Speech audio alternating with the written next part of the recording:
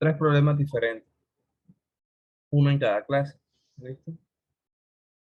Entonces, con esa intención de que vamos a hacer un problema en cada clase, eso va a quedar igual grabado, se va a subir.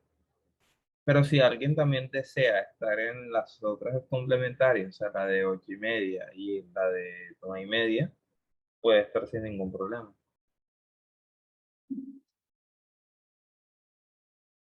sea, el que desee estar también en las demás también puede hacerlo.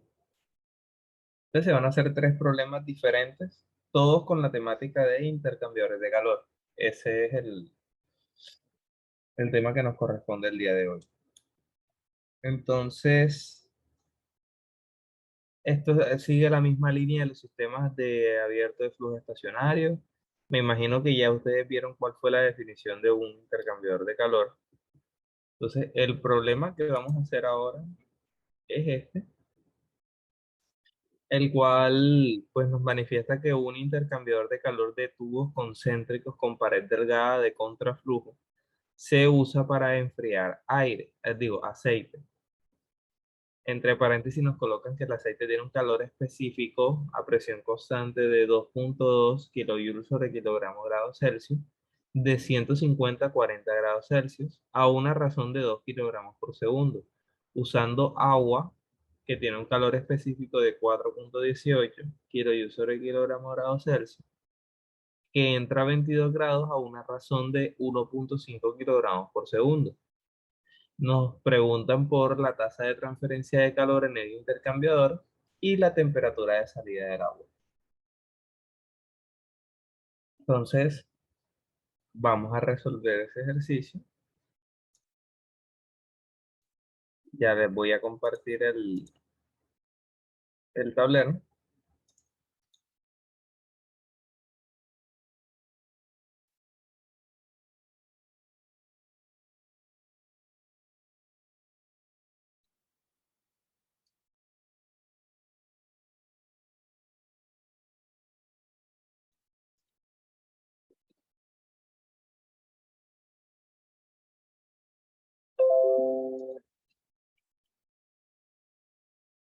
Pregunta rápida. Hasta el momento de los dispositivos que han logrado ver, ¿cuál les ha parecido más difícil?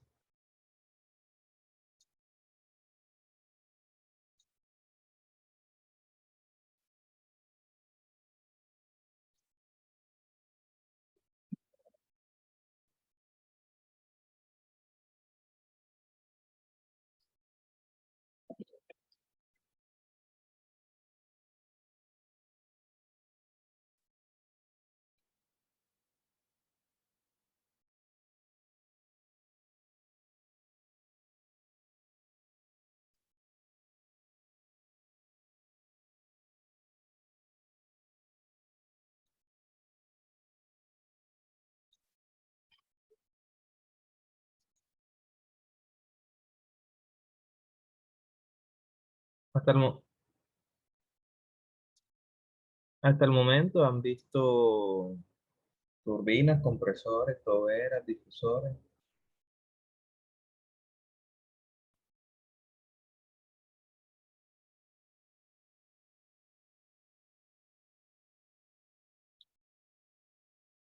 Entonces, vamos a resolver este ejercicio.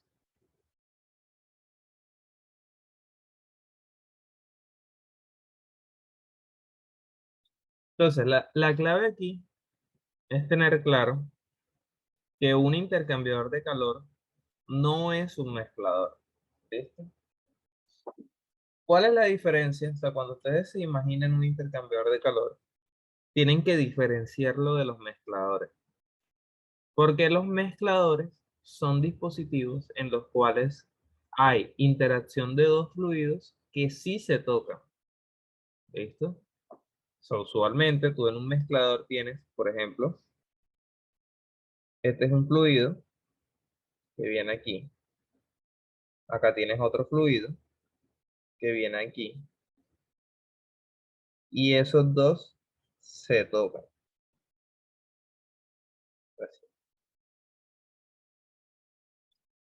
interactúan entre ellos. Y por esa interacción hay una transferencia de energía y transferencia de masa. Y ese es el análisis que corresponde. Ahora, en los intercambiadores de calor hay interacción entre dos fluidos, pero estos no se tocan. ¿Listo? Solamente hay transferencia de energía entre un fluido y otro. ¿Por qué hago esta distinción? Porque normalmente estos dos dispositivos se tienden a confundir. La razón es que en ambos hay dos fluidos siempre presentes. O sea, tú no puedes tener un intercambiador de calor si no tienes dos líneas de fluidos en las cuales estén interactuando energía. Ahora, si se preguntan, ¿será que yo puedo tener un intercambiador de calor en donde ambas líneas sean el mismo fluido? Sí, sí se puede, pero serían bajo condiciones de temperatura y masa distintas. ¿Ok? ¿Para qué se utilizan los intercambiadores de calor? Tienen una infinidad de aplicaciones. No se imaginan la cantidad de aplicaciones que puede tener un intercambiador de calor. Son infinitas. Son muchísimas las aplicaciones. Y con este auge del tema de la gestión energética, que esto cada vez se va volviendo un problema más crítico a partir del calentamiento global, del cambio climático y de la escasez de recursos y la necesidad de hacer procesos cada vez más eficientes, pues estos dispositivos se han vuelto cada vez más importantes y pues se le trata de dar cada vez mayor aplicación. ¿Listo? Ahora, tipos de intercambiadores de calor también hay muchos, incluso hay materias, o sea, tú podrías ver nada más un curso de diseño de intercambiadores de calor o de selección de intercambiadores de calor. Pero acá como tal, la base de todo es entender cómo de forma de termodinámica, en forma de flujos de masa y energía, uno puede determinar los principales parámetros que rigen el intercambiador. ¿Listo? ¿Qué aplicaciones, por ejemplo, puede tener un intercambiador de calor? Les pongo una que casi todos hemos percibido en algún momento y no nos hemos dado cuenta de que eso es un intercambiador de calor. El caso del aire acondicionado. Cuando ustedes tienen un aire acondicionado, lo que ustedes ven, o sea, cuando ustedes ven el mini split o ven el que era de pared, o en general, el aire acondicionado, ustedes ven un dispositivo que es como así, y ese tiene como unas aleticas, tiene como unas aleticas, y así, por todo. Y el aire es el que pasa por ahí. ¿Qué sucede? Que eso de ahí también tiene como unos tubos, así. Eso es un intercambiador de calor. Eso es lo que se conoce como el evaporador. ¿Listo? Donde por dentro circula el refrigerante y por fuera el aire, que es el que se está, digamos, enfriando, que es el que va nuevamente a la habitación. Entonces, por eso es que ustedes ven que en el mini split ese es el proceso que se da. El aire de la habitación se enfría y se devuelve, se enfría y se devuelve. Luego, ese calor es rechazado por un condensador, que también es otro intercambiador de calor, solamente que ese lo libera hacia el ambiente. Entonces, básicamente, el aire acondicionado lo que está haciendo es extraer el calor del recinto para luego liberarlo afuera por medio de dos intercambiadores de calor. Ahora, ese proceso no es gratis. Todo esto va a requerir un compresor y eso lo vamos a ver en otro, en el otro, para el otro corte. O sea, próximamente ya ustedes van a ver el ciclo básico de refrigeración. Pero es el ejemplo más claro, porque todos hemos visto un aire acondicionado, por lo menos una vez en la vida. Y en la universidad, por ejemplo, también no lo puede ver fácilmente. Entonces, y en general hay muchas otras aplicaciones en las cuales puede tener aprovechamiento de calor, etcétera. Entonces, ¿cuál es la clave? Hay interacción de dos fluidos que no se mezclan. Primera anotación. Segunda anotación. El intercambiador de calor se considera diabático a menos que te digan lo contrario. ¿Listo? Entonces se preguntarán, ¿cómo así intercambia calor y es adiabático? Resulta que en un intercambiador de calor perfecto, hay calor, hay transferencia de calor entre los fluidos, pero hacia los alrededores, o sea, al ambiente, esta parte de aquí, se considera que está aislado de forma perfecta. ¿Listo? Esa consideración es válida a menos que te digan lo contrario. A ti te pueden decir, se rechaza 10% de ese calor hacia el ambiente. ¿Listo? Y si te dicen, entonces tienes que tener en cuenta que hay un calor que se libera. Entonces, esa es una consideración que casi siempre se da, que está totalmente aislado, ¿listo? Y por lo tanto, nada más la transferencia de calor se da entre los dos fluidos. Entonces, nosotros lo que vamos a hacer es distinguir entre la línea caliente y la línea fría, ¿ok? Si se dan cuenta, el mismo problema en el dibujo lleva como esa misma lógica. Agua fría, aceite caliente. Y es que en los intercambiadores de calor no hay trabajo. O sea, acá no hay un trabajo que es el que está haciendo que pues se caliente o se enfríe el otro fluido. No, acá no hay trabajo. Esa es otra de las consideraciones. No hay trabajo. Entonces, siempre va a haber un fluido que está a mayor temperatura y otro que está a menor temperatura. ¿Listo? Entonces el de menor temperatura lo vamos a llamar línea fría y el otro línea caliente. Ahora, no se confundan. Línea fría puede ser algo que esté a 400 grados y línea caliente algo que esté a 1000. ¿Listo? No necesariamente quiere decir que de verdad está frío,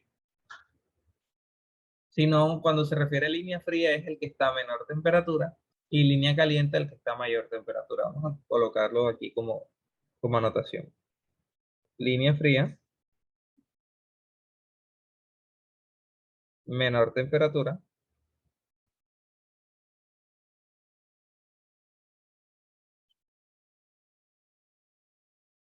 línea caliente,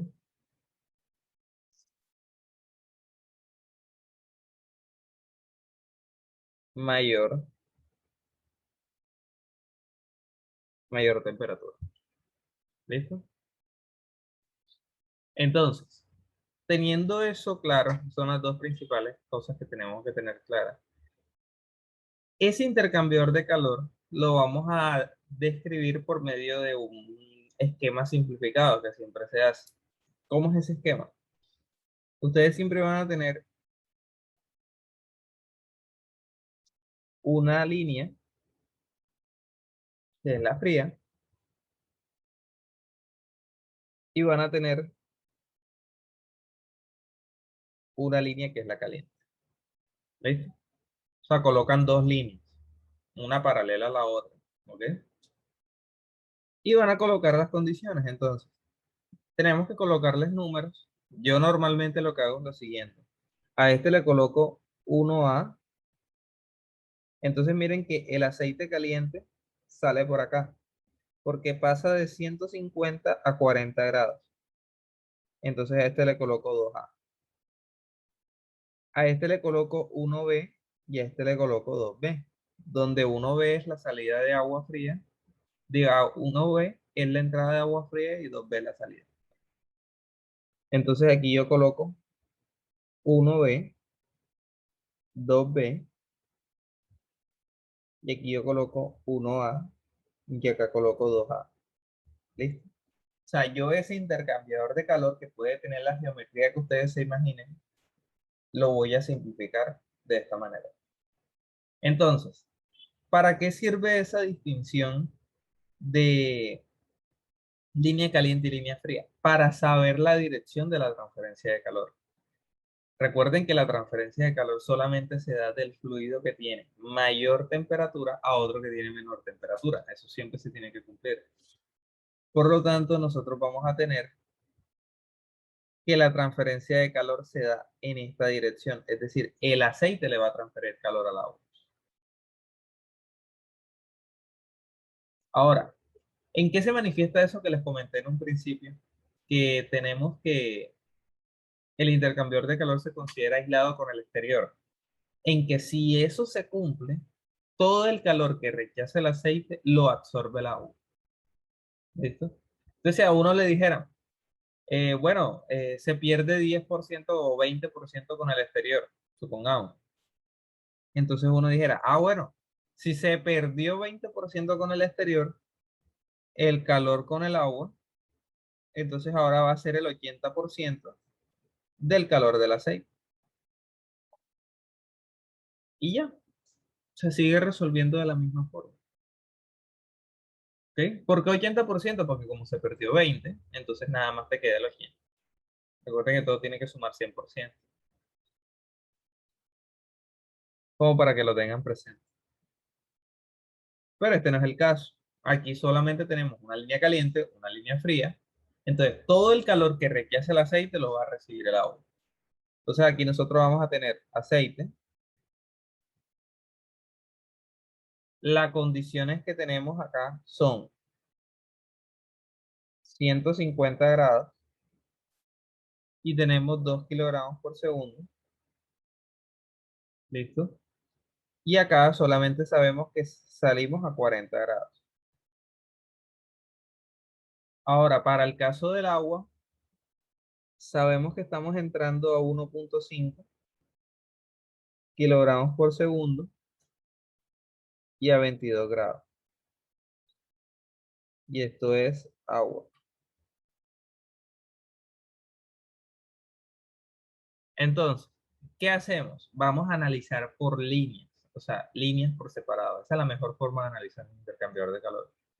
¿Cómo así líneas por separado? Solamente nos vamos a enfocar en esta o en su defecto esta.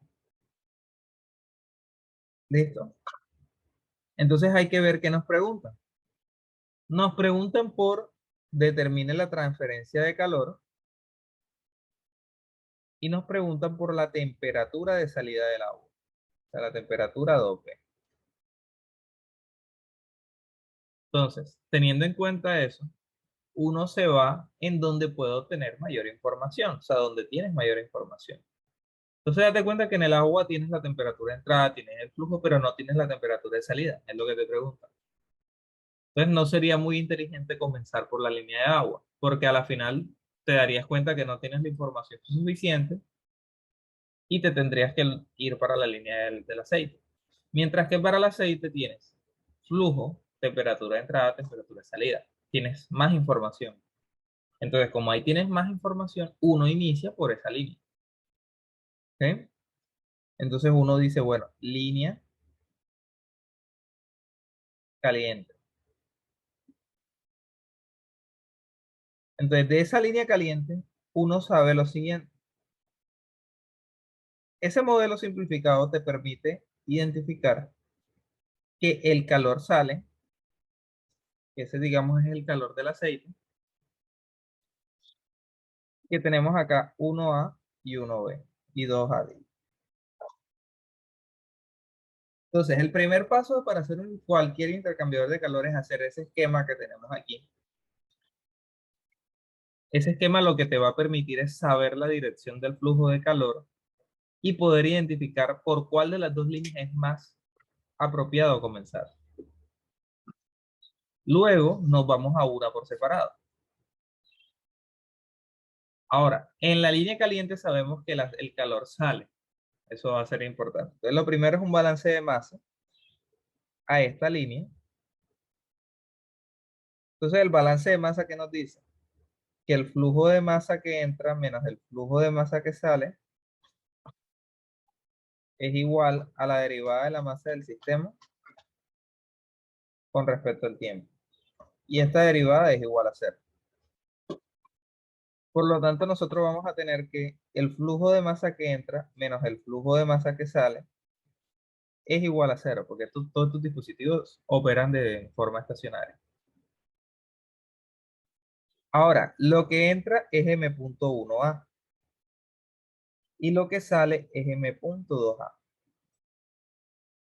Y eso es igual a cero. Por lo tanto, el flujo 1A es igual al flujo 2A. Y para simplificar las cosas, vamos a llamarlo flujo de aceite. ¿Listo? Entonces, eso es lo que nos permite el balance de masa, saber que la masa que entra de aceite es la misma que sale. ¿Eso por qué podemos decirlo? Porque no se mezcla. Listo, la clave es esa. En los intercambiadores de calor no hay mezcla. ¿Hasta ahí vamos claro?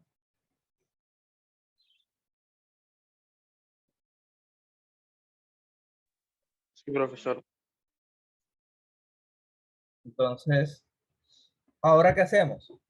Un balance de energía. Entonces, decimos, bueno, balance de energía. Entonces, para hacer un balance de energía, uno simplemente hace lo siguiente. O sea, la mejor manera para que, digamos, o sea, no se les complique tanto, es escribir todos los posibles flujos. Entonces, posiblemente hay un calor que entra, posiblemente hay un trabajo que entra, posiblemente hay masas que están entrando. Entonces, recuerden que esto de aquí va a ser igual al h más la velocidad al cuadrado sobre 2 más EZ, todo esto que entra. Y posiblemente hay un calor que sale, hay un trabajo que sale y hay masa que sale. H más velocidad al cuadrado sobre 2 más EZ, y eso es igual a cero. ¿Listo? Eso de todo eso, ¿de dónde parte? De que la energía que entra menos la energía que sale es igual a cero. En el caso de dispositivos de flujo estacionario. Ahora, uno empieza a identificar, bueno, en los intercambiadores nunca hay trabajo, ni de entrada ni de salida. O sea, nunca hay trabajo. ¿Ok? Entonces, por lo tanto, este y este se van. Con ese no hay problema. Ahora, ya identificaron que el calor sale, porque el aceite es el que transfiere el calor. Por lo tanto, el calor de entrada se hace cero. ¿Listo? Ahora, en estos dispositivos, los cambios de energía cinética y potencial son despreciables. Es decir, la energía que hay debido a las velocidades de entrada y de salida y a los cambios de altura no es significativa en comparación con los cambios de entalpía. Por lo tanto, esto de aquí, ustedes esto se cancela enseguida. Entonces, por lo tanto, en los intercambiadores de calor, te va a quedar de la siguiente manera. Solamente hay un flujo que entra. Entonces sería masa de aceite que entra por la entalpía. Miren que nada más te quedó la entalpía. Entonces sería la entalpía de entrada, o sea, la entalpía 1A. ¿Listo? Menos el calor que sale, menos el flujo másico del aceite por la entalpía de salida, que sería la entalpía 2A. Y eso es igual a cero. Así. Ahora, ese calor que sale es el calor del aceite. Y el flujo másico, pues ya lo escribimos, es el mismo. Por lo tanto, si despejamos el calor, nos va a quedar que el flujo másico de aceite, factor común, queda H1A menos H2A es igual a el calor del aceite. ¿Listo? Ahora, tener algo en cuenta. El aceite está entrando en estado líquido y está saliendo también en estado líquido. O sea, no hay cambio de fase. ¿Listo? Entonces, como no hay cambio de fase en el aceite, aquí no estamos hablando de que el aceite está en vapor, no. El aceite está entra en estado líquido y sale en estado líquido. Entonces, podemos trabajarlo como un líquido totalmente. O sea, no tenemos que aplicar, o sea, podemos hacer la aproximación de calores específicos para líquidos. ¿Qué nos dice esa aproximación? Entonces, acá se los recuerdo. Para líquidos y sólidos también aplica. Los cambios de entalpía, uno los puede aproximar como el calor específico por el delta T. Y recuerden que con líquidos y sólidos no hay distinción entre calor específico, volumen constante y presión constante, es el mismo. Entonces, ese delta de H, o sea, este de aquí,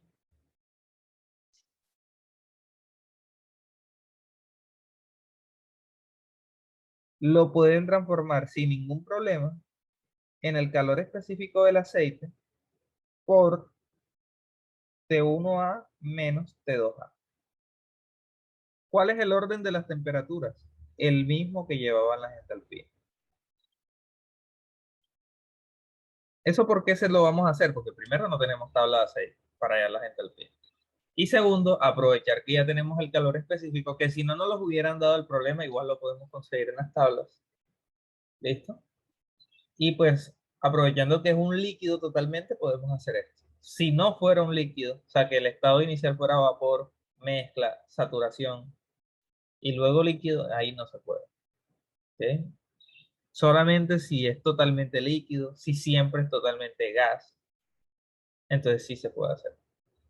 Ojo, gas, no lo mismo vapor.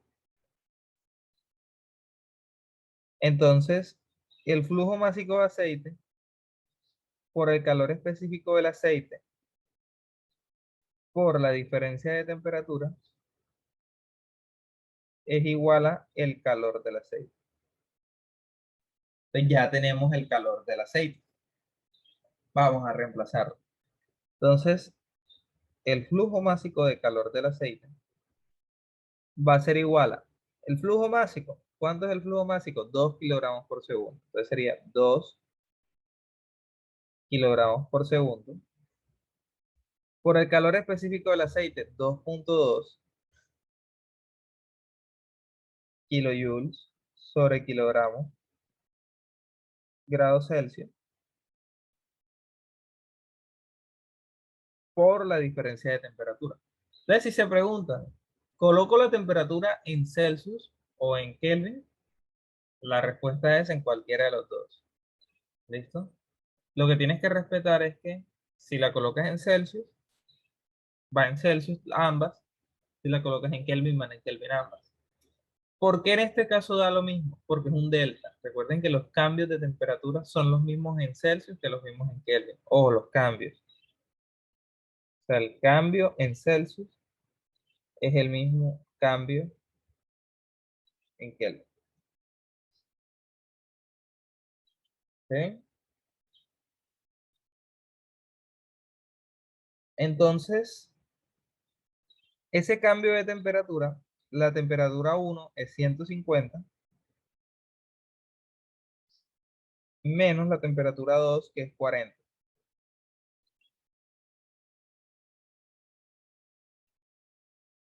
Entonces, el flujo de calor del aceite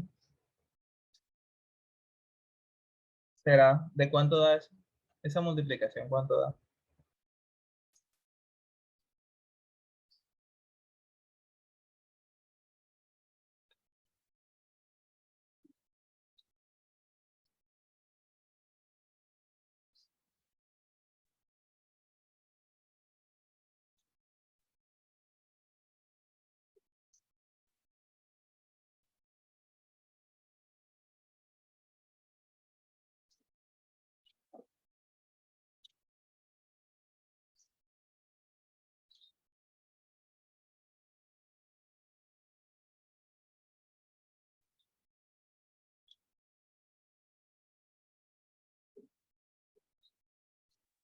484. 484. Da cerrado ese número. Entonces da 484 kilovatios, porque es kilojoules sobre segundo que da la respuesta. Eso, ahora ustedes lo ven, 484 kilovatios. Eso es mucho, o sea, es bastante calor. ¿Listo? O sea, en términos de energía, eso es bastante. Si eso fuera energía eléctrica, fuera una barbaridad. 484 kilovatios, muchísimo. Solamente como para darles una idea, un consumo promedio de una casa, pero promedio, está alrededor del entre 400 digamos casos más bajos, 300 kilovatios horas al mes a 700, 800, más o menos ese es como el rango que maneja una casa promedio. Puede ser más, puede ser menos, dependiendo si hay aire acondicionado, etc. Al mes, o sea, kilovatio hora al mes. Si tú pasaras esto a kilovatio hora, pues una locura. Pero bueno, ahora, ¿cómo sabemos que esto de verdad es el calor que nos pide el intercambiador? Entonces, como el intercambiador de calor está bien aislado, porque no nos hablan de que hay intercambio con el exterior, entonces el calor del aceite es igual al calor del agua. Por lo tanto, ese va a ser igual a el calor. ¿Listo? No hay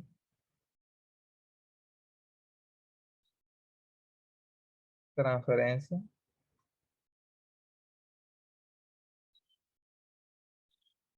con el exterior.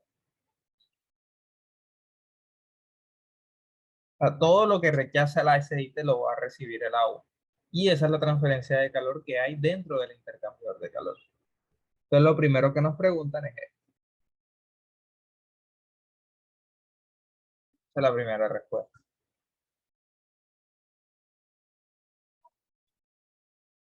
Ahora, ¿qué se nos pregunta? ¿Cuál es la temperatura de salida del agua? Para resolver eso, tenemos que hacer el mismo análisis, pero para el agua. Entonces, ahora colocamos línea fría.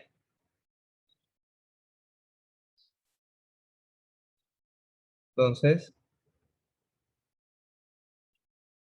tener presente que el agua recibe el calor, sería el calor del agua. Acá tenemos 1B, acá tenemos 2B. ¿Listo? Entonces, desarrollamos un balance de masa,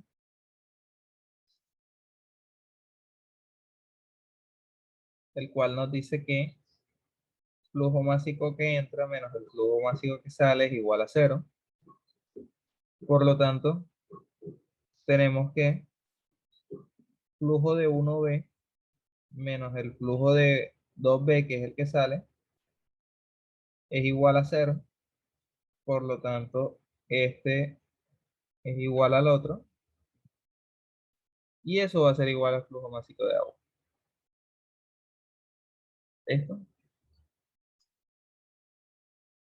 El cual es conocido, así que no hay problema. Ahora, balance de energía. Tenemos que flujo de energía que entra menos el flujo de energía que sale es igual a cero. Recuerden que ese cero sale de que la derivada de la energía del sistema es igual a cero porque es caso estacionario. No es que el balance de energía sea así. Y escribimos la forma general. Calor que entra, más trabajo que entra. ¿Por qué les aconsejo, digamos, mientras se acostumbran a escribir la forma general? Reducen el riesgo de equivocarse. Esa es la respuesta. Velocidad al cuadrado sobre 2 más z. Ya después uno con la práctica, uno hace este balance uno en la mente y uno mismo en la mente pues calcula, se dice, este se va, este se va, este se va, este se va y el balance me queda así. Entonces tenemos calor que sale, trabajo que sale, los flujos que salen,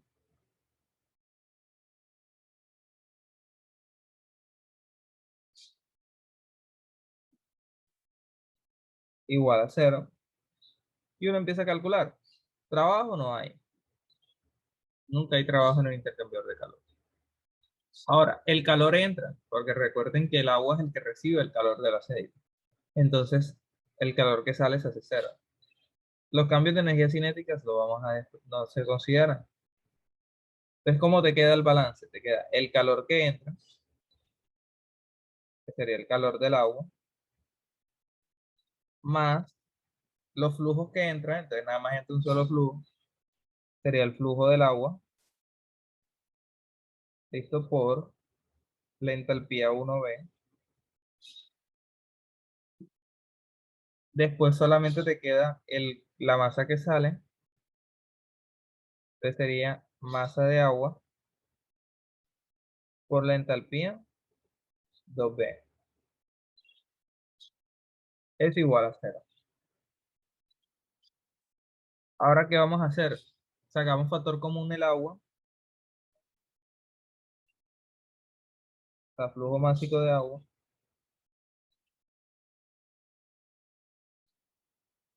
y nos queda H1B menos H2B igual a cero. Entonces ahí tenemos un cambio de entalpía, que también lo vamos a aproximar, o sea, esto de aquí, lo aproximamos como el calor específico del agua por la temperatura 1B menos la temperatura 2B. Así es. Porque es un líquido. El agua entra a 22 y sale, no sabemos a dónde, pero por más que aumente la temperatura del agua, no va a cambiar de fase. ¿Listo? Es una consideración que se hace. Aquí estamos asumiendo que el agua no va a salir a- en estado de saturación. ¿Listo? ¿Cómo sabríamos si esa consideración es válida o no? Si la temperatura de salida te da mayor que, por ejemplo, 100 grados o 100 grados, entonces te toca volver a hacer el cálculo asumiendo de que no es así, de que no sale como agua líquida, y te toca determinar las entalpías por las tablas. ¿Listo? Pero inicialmente lo vamos a hacer así. Entonces, ¿cómo queda esto? Queda el calor del agua más flujo másico del agua por el calor específico del agua por la temperatura 1B menos la temperatura 2B, que es la de entrada y salida del agua. Y eso es igual a cero. De ahí que vamos a hacer despejar la temperatura de salida, que es la que nos piden. ¿Listo? Entonces, ¿qué vamos a hacer? Pues vamos a pasar un término al otro lado, que es el calor. Y el flujo másico y el calor específico lo vamos a dividir. O sea, esto de aquí lo vamos a pasar a restar. Y estos dos a dividir enseguida. Y nos va a quedar así. Temperatura 1B menos temperatura 2B igual a menos el calor entre flujo másico por el calor específico. Y ahora, para despejar esto, este lo pasamos a sumar y este a sumar. Y ya. El despeje nos queda que la temperatura 2B es igual a la temperatura de entrada más el calor sobre flujo másico del agua por el calor específico del agua. ¿Listo? Entonces, el calor, o sea, la temperatura 2B, va a ser igual a la temperatura 1. Esa temperatura 1 es 22. Sería 22 grados Celsius. Como esto parte de un delta, pues podemos utilizar ambas en Celsius, no pasa nada. Más el calor. Entonces el calor del agua ya sabemos que es el mismo que rechazó el aceite, o sea, 484 kilovatios,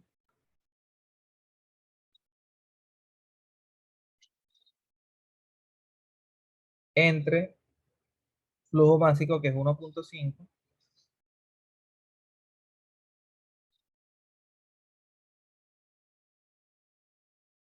por el calor específico del agua, que el mismo enunciado nos dice que es 4,18.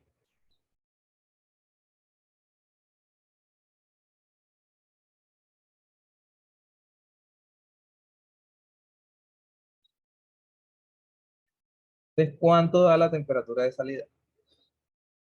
De acuerdo a lo que acabamos de hacer.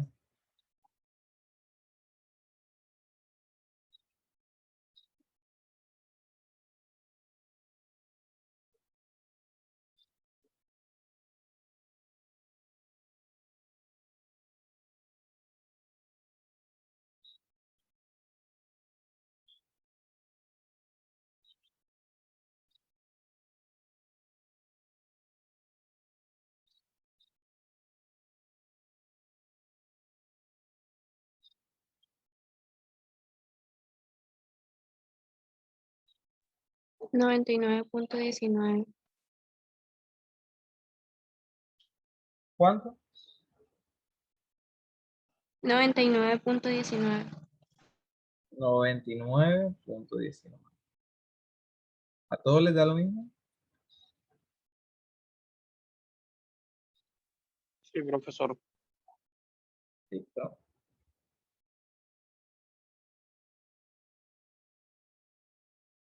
Entonces ese 99.19 todavía no es la temperatura de saturación a una atmósfera, porque esto está manejándose a una atmósfera. Si no dan información de la presión es porque estamos a una atmósfera. Entonces, igual verificamos, ¿tá? Porque tenemos que estar seguros que de verdad esa consideración que hicimos, que el agua entra y sale líquida, es correcta. Entonces buscamos a la presión ambiental, buscamos a la presión ambiental 99.97, es un poquito mayor, pero ese poquitico mayor ya automáticamente hace que el agua todavía esté en estado líquido. Entonces, si es válido, entonces tenemos que esa sería la respuesta.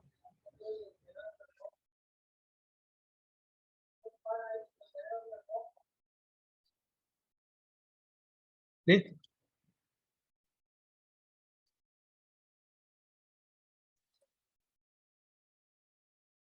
Entonces, ¿queda claro el problema?